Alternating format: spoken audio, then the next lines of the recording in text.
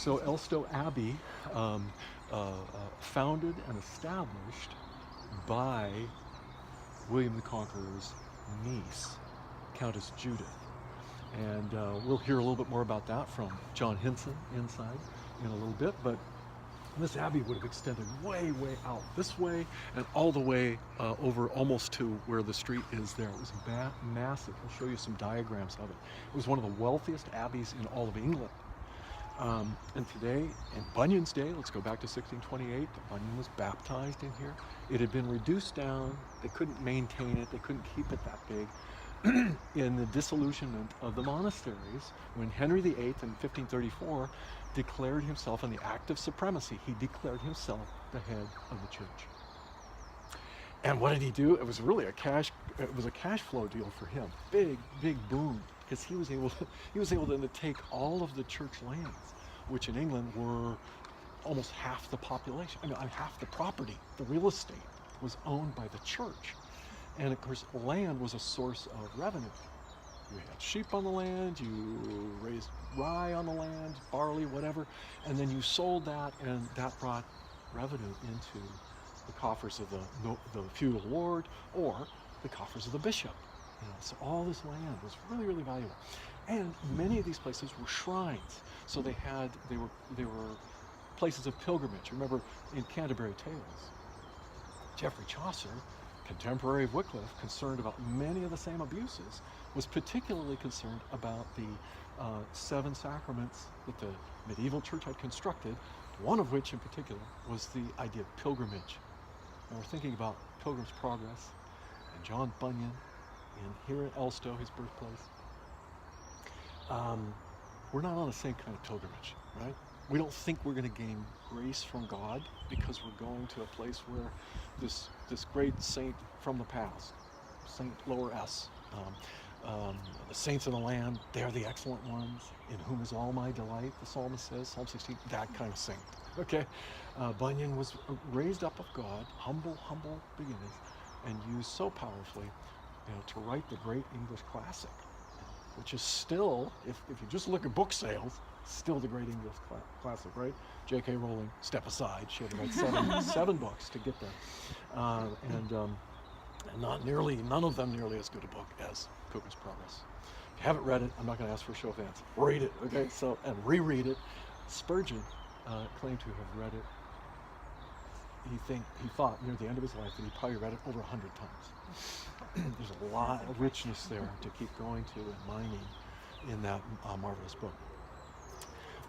So we're here at Elstow Abbey. I want you to picture Bunyan in his own day, the great blasphemer, being brought to a living faith, all of the imagery of his life then being enshrined in Pilgrim's Progress. And holy Mr. Gifford directing him to the wicket gate. He goes to the wicket gate. He's brought in just in time before the arrows shooting from the tower over here, as we've been talking about.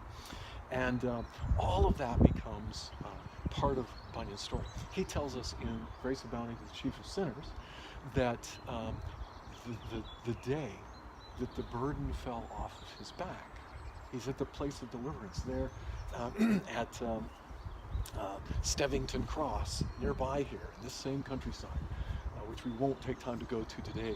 I don't know if our van, it might be too wide to go along the way that Bunyan went up the hill. And it was walled with salvation from Isaiah, right? The walls were salvation. And those walls would scrape up the side of our Mercedes van, so we're not going to go up that way. But Bunyan was so full of joy. He said that if he had 1,000 gallons of blood in his veins, he would gladly shed them all in his gratitude for the grace of the gospel. But he said as he came back from Bedford, about 3 miles away, walking with a very big burden on his back, but now he's light of foot. The physical burden's still on his back. It's his calling. It's his tinker calling. He's got the anvil on his shoulder. But he was so light of foot, he was delighted. He was just overjoyed, and he was hoping to meet people on the way because he's an extrovert like I am, right? He likes to talk to people. And he wanted to share with them what God had done for him in Christ. And that day, he doesn't meet anybody on the road. And he tells us he was so overjoyed that he actually stopped, and there was a murder of crows, right? That's what you call a group of crows, right? A murder of crows in a tree nearby, and he stopped. He told them, "This is what Jesus has done for me. He's lifted my burden from my back. I am free." He had walked that same road before dozens of times, hundreds of times probably, and in one stage of his life, struggling, trying to find the Lord. So he thought, or trying to be right with God on his own terms, I'll just improve myself. He wondered if he had enough faith. And so, lots of rain, mud, potholes. So he went over to a mud puddle on that same road. And he gone over and he decided he'd test his faith. Do I have enough faith? So he went over to it and he said, "Be dry." Oh no. And what happened? Nothing. Nothing.